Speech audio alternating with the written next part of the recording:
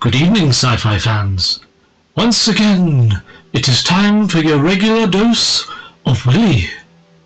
Willy Todgerson, that is.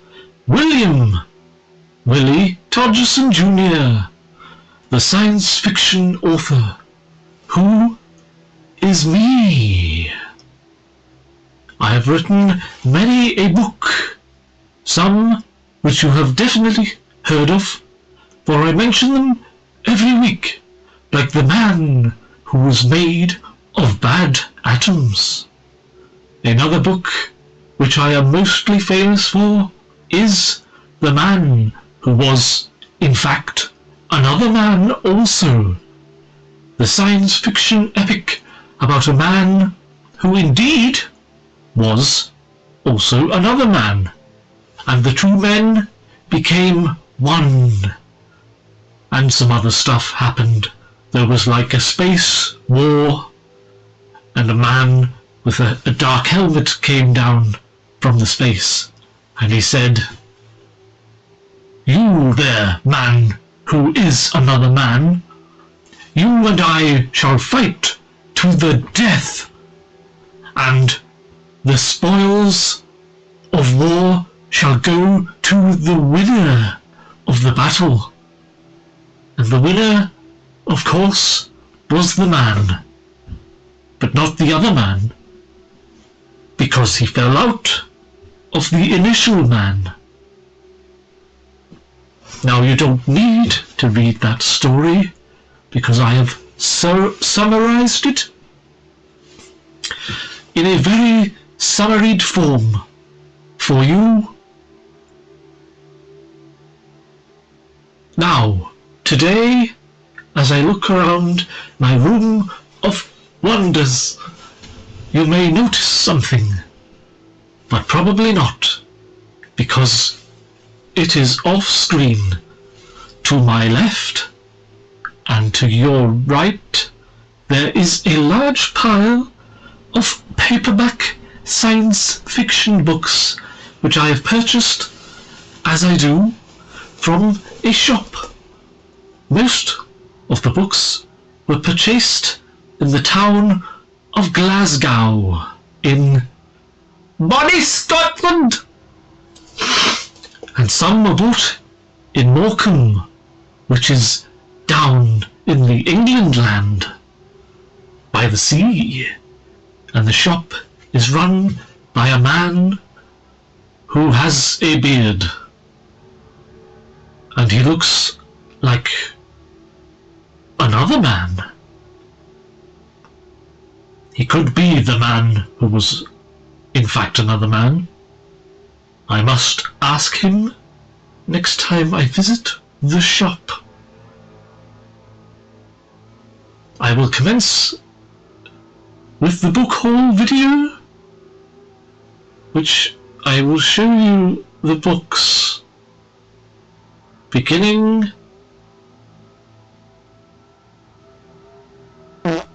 now. First, I will show you a hardbackian novel which I did purchase on my travels to the bookshop, and it is this book, Logan's Run, by W.F. Nolan and G.C. Johnson. This is a rather famous book which was made into a movie starring Basil Exposition. And this book appears to have once belonged to the famous science fiction author Angus MacAllister, who was indeed Scottish and an author of the science fiction variety. Next, I did purchase this Paul and Corn Booth book known as The Space Merchants, which sounds like a good book about a couple of men who dance around the sky selling things, probably, but perhaps not, now that I look at the back of the book. It reads thus: an overcrowded world is dominated by giant advertising agencies which do not stop short of armed warfare in their struggles with one another. The president has become a puppet, and the rest of the world has been reduced to the status of drug and ad-conditioned slaves. This sounds like a documentary book about today. Very timely indeed. Another book purchased is Wind Sound by Doris Vallejo, who I believe was the wife of Boris Vallejo, who was a man who drew little pictures on the front of books. I don't think they ever caught him. He may still be at large, drawing terrible graffiti on the front covers of paperback science fiction fantasy books. But this book looks very good indeed. It is a picture of a brain and a lady and a man. Once Nim Ara had been a man, much like myself. Now he was only a brain, a pulsating tissue kept alive in a laboratory, nurtured and cultivated so that he could voyage to distant galaxies on telepathic waves. Now that sounds very good indeed. Another book purchased by me, William Todgerson Jr., the science fiction author, is Desolation Road, which has a picture of a train station and what looks to be Starbug from the Red Dwarf television show.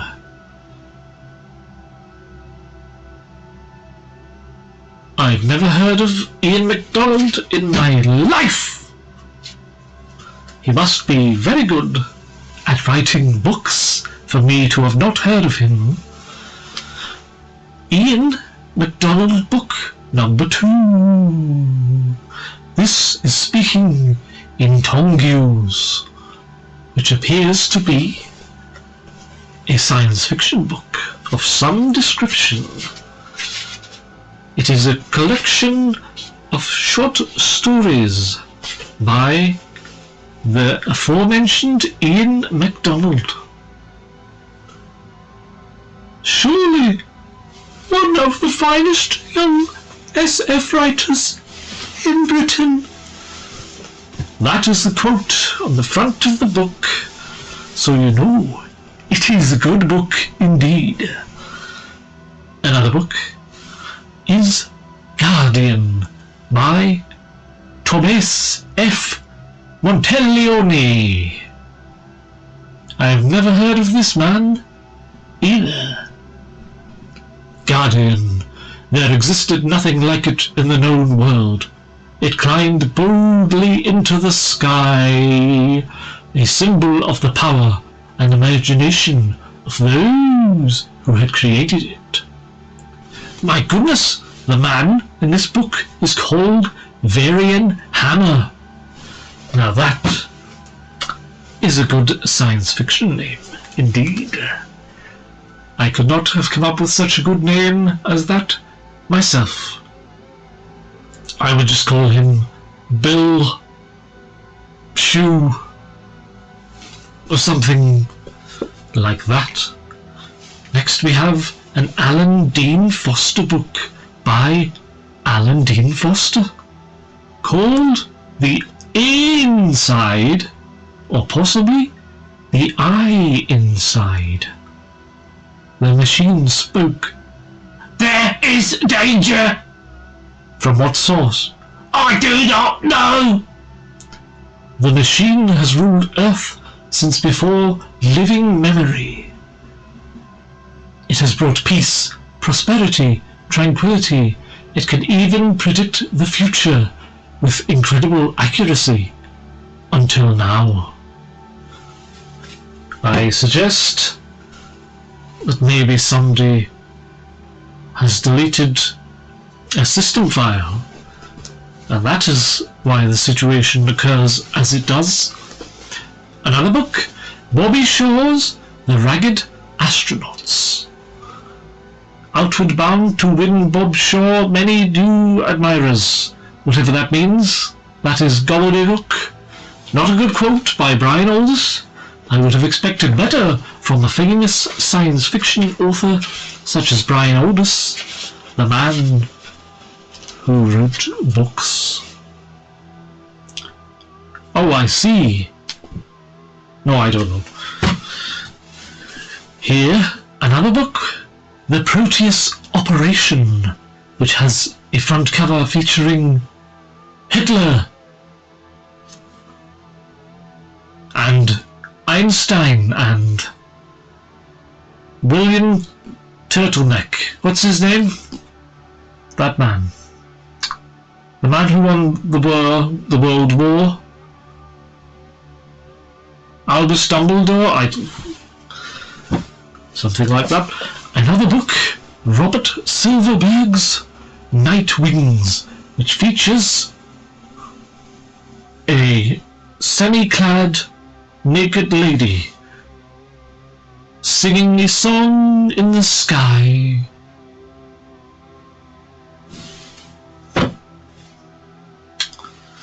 Another book which did find its way into my hand and out of the shop is Dead Moon by the duo of Piers Anthony and Roberto Fuentes. It is here. In the 25th century, survivors of the nuclear war must live underground. Their actions must be regulated. Their passions must be controlled. Love is a crime. And then some things will occur between the pages of the book. Speaking of books, here is a James Blish book known as The Night Shapes, from the Grand Master of SF. It has a scary sort of demon on the front, so I'm not sure I should read this book, or I may become possessed again. There is a name in the front. It says Brian B. Wood. Be he Wood? Would he be Wood? I don't know. Nobody will answer my questions. Another book, Strangers by Gardner Dozois. These authors have very peculiar names. Nothing so simple as Todgerson Jnr. Hundreds of years in the future, Earthmen have moved out into the galaxy, but they don't particularly shine among other races, both older and wiser, because we're humans, and we're all scum. Another book, purchased again by me, is Space Ark, Escape from Earth.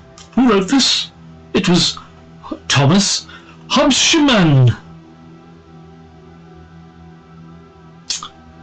Centaurus finds himself locked up in a mental institution because of his efforts to warn the solar system of a supernova that means its doom. This happened to me once, but I did not write a book about it because I have some dignity,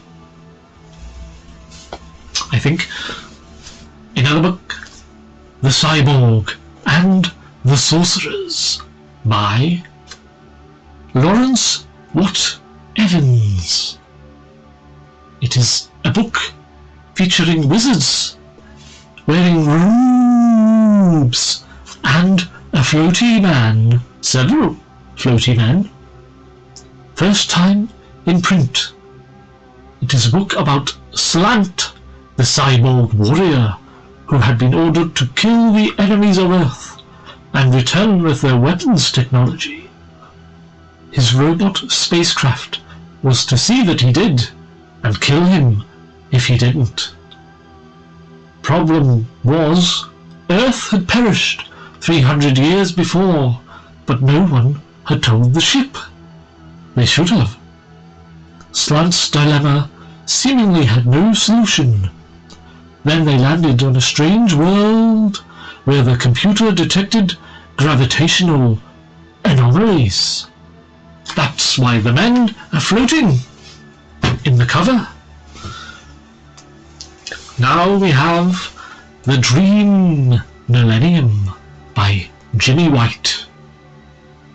A book featuring the creatures known throughout the land as dinosaurs. Now this book could be a good book for Dinovember, November,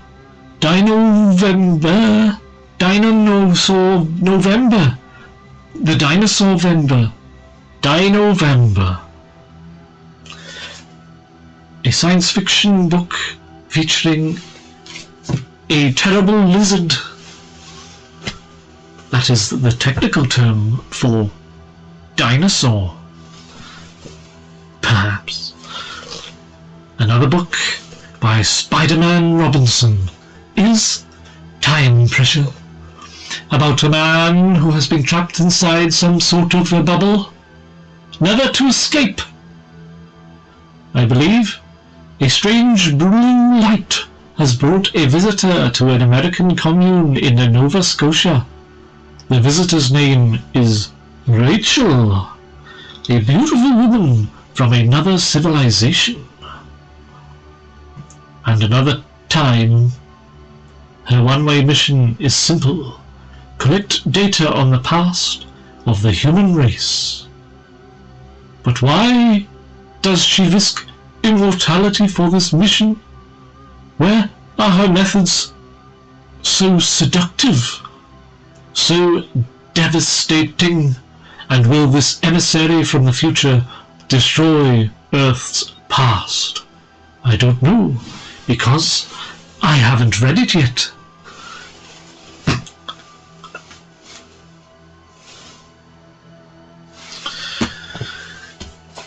Another book in the big massive pile of books that you cannot see is Algis Budgis Rogue Moon, about an alien formation on the dark side of the moon, and a man with a well-toned behind investigating said moon. I wonder what he will find. Perhaps some gym equipment, so that he can make his bottom even larger, and then Tim can read the book. Brian N. Stableford's The Face of Heaven. A lovely book featuring a little cat type creature on the front cover of the book. Dare you descend into a man-made hell on Earth? Dare I? Potentially, if I ever read the book, which is always possible, but barely ever plausible. Another book is The Pugnacious Peacemaker by Harry Turteledove. And another book inside this book called The Wheels of If by L. Sprague de Camp, who everyone hates because he cannot write a book, apparently. I wouldn't know. I never read a book. Another book, which is a scary horror novel, which may be more of a Sebastian Imperius type novel. called The Hour of the Ox Run Dead by Charles L. Grant, who I have a signed book by down in my dungeon of books yet to be read. Obviously. Another book, Swords Against Tomorrow. This is an anthology of science fictional fantasy book, novel, short story, novellas. It looks good. It was a time of heroes. The world was young then, and the human soul yearned for adventure. So he wrote books about naked men. Another scary book here, Born Burning by Thomas Sullivan. Now this book sounds like it could be the scariest book I have ever heard of in my life. In the beginning there was the chair. The teak from which it was carved defied physics and botany and God. It journeyed out of ancient China. Now it has reached America. Its legends dead, but not its legacy. Joey's chair. The chair he will not sit on. I cannot begin to explain to you how terrifying that book appears to be. Maybe one day I will know how scary the book is, for I may read it. I'm sure I will not. Another book I have purchased is Manifest Des Tiny by Barry B. Longyear, who is a science fiction author. I have several books by the man, but I have yet to read the books. As you may be aware, the United States of Earth will become the United States of the universe. A very American attitude indeed. I dread the day when the American man takes over the planet and sends the whole planet into space to become the United States of the universe.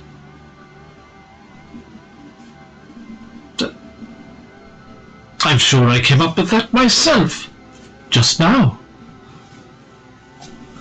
Another book is another Michael Moore-Cockean book known as The Chinese Agent, which appears to be less of a science fictional book, but still nonetheless a book about a man, Arthur Hodgkiss, alias Jewelry Jules, Master Gem Thief,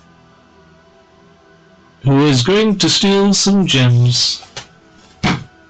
What a pleasant book indeed. Here we have Chain Reaction by Christopher Hodder Williams. It started with a can of beans. There are frogs,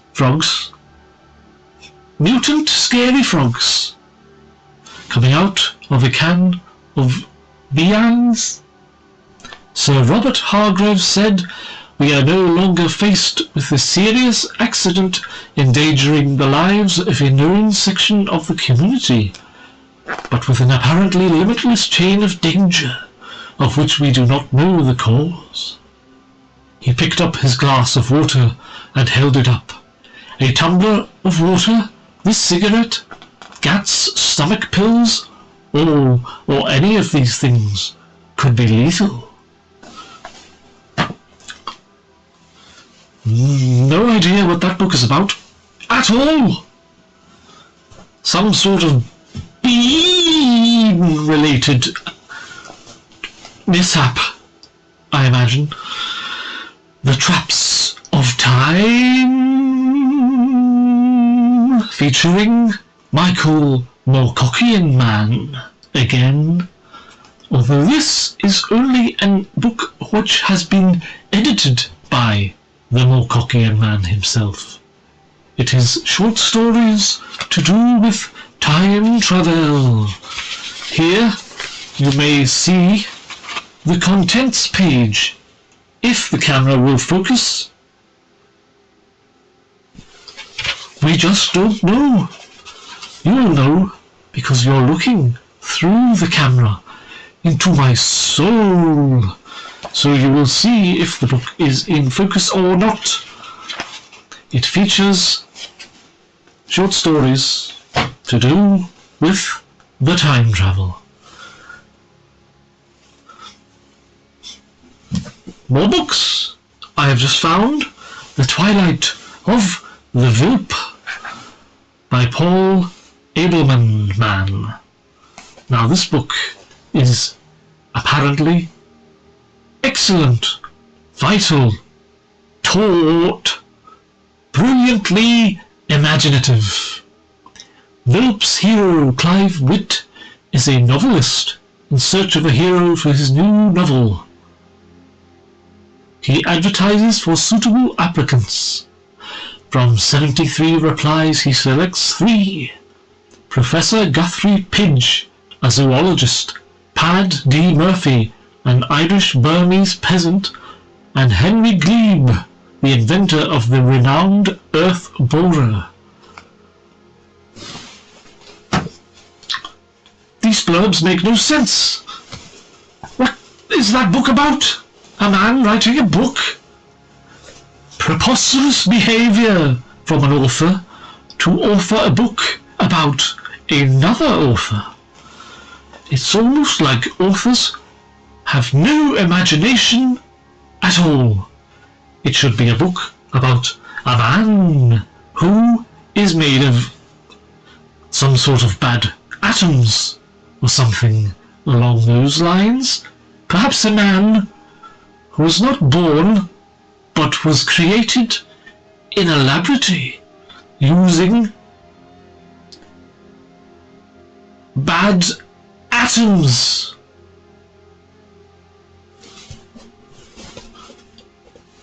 Another book by C.J. Cherry.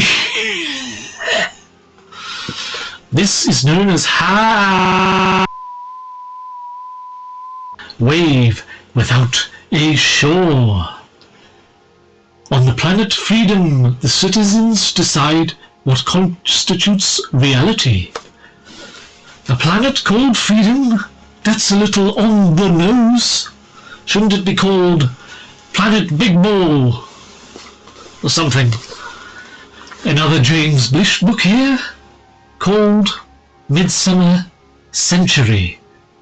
When John Martel's new radio telescope obstinately refuses to function, he decides to see for himself what the trouble is.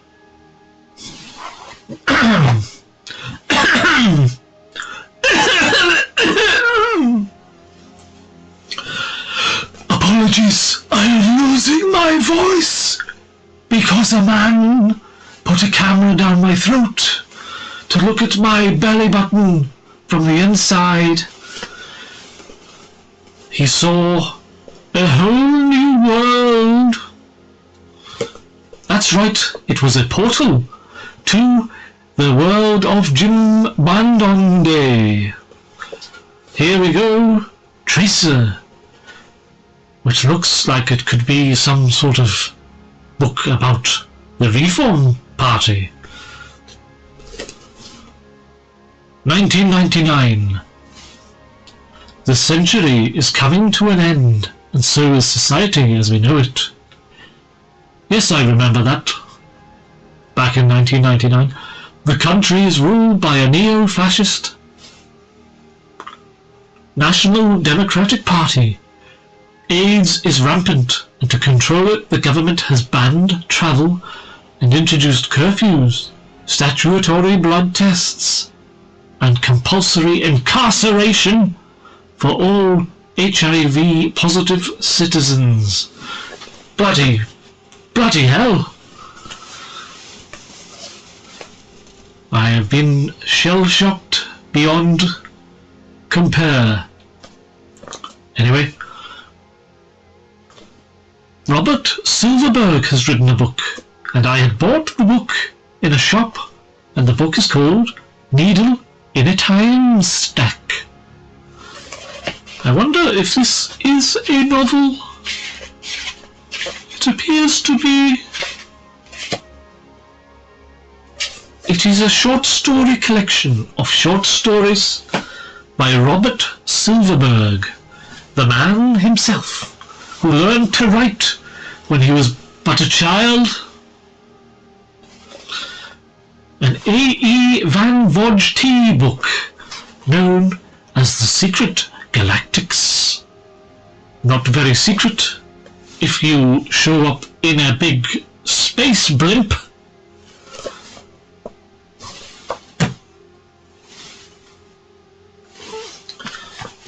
A Philip Jose Farmier book called Inside Outside, which features a sultry woman riding a demon dragon thingy. Two men and a woman plot a daring escape from a free floating hell. It was a universe with its own sun and its own atmosphere. That just sounds like Earth. Now here is an old Simak, Clifford T. Simak book. Another book of short stories. Richard Daniel. Poodly. Stuffy. Elbow.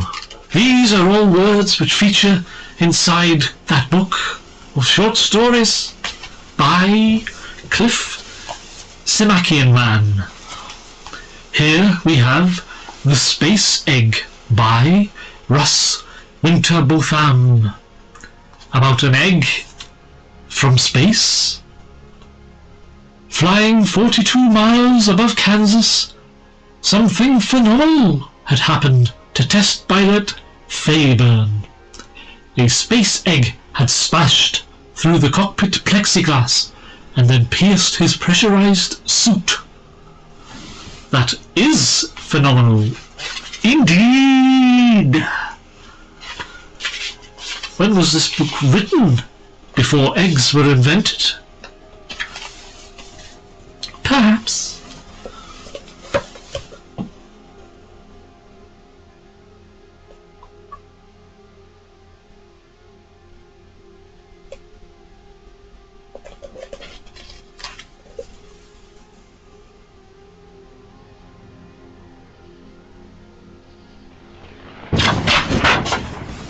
Another book, Theodore Sturgeon, Beyond.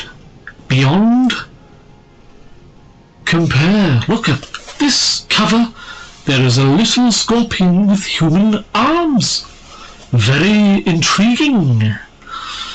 Take a trip.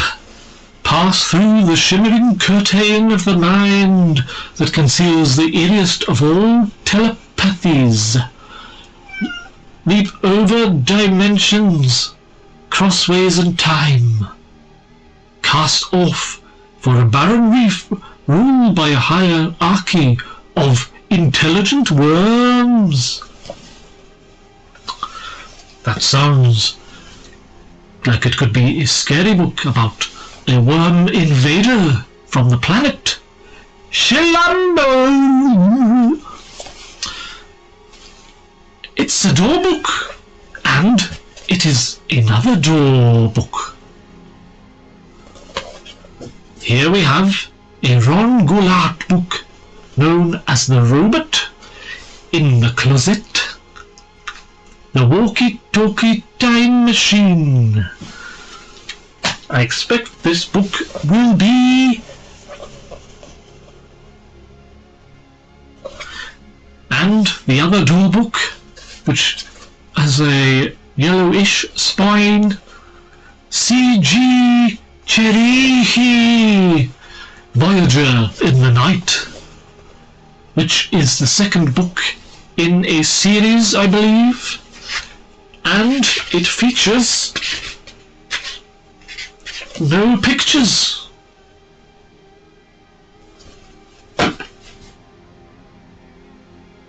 Goodbye, sci-fi fans. I hope you have enjoyed my video about books which I have purchased from shops. But first, before I leave, I must talk to you about the Robert E. Howard Foundation building. He used to live in a house. He does not anymore, but the house is collapsing into the ground. The foundations are becoming sloppy, and the whole house will sink into the earth, into the subterranean world of the Mo people. But you can stop this by donating money to the Robert E. Howard Foundation. I will put the link to the foundation building money fundraising website in the YouTube description area below the video window.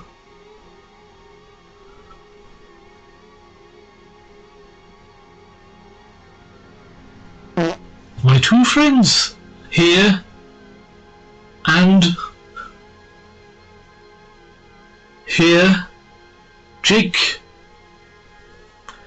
from the Pulp Mortem YouTube channel and Chris from the Liminal Spaces YouTube channel visited the house of Robert E. Howard, and they did a little video of their own, which you can watch if you want.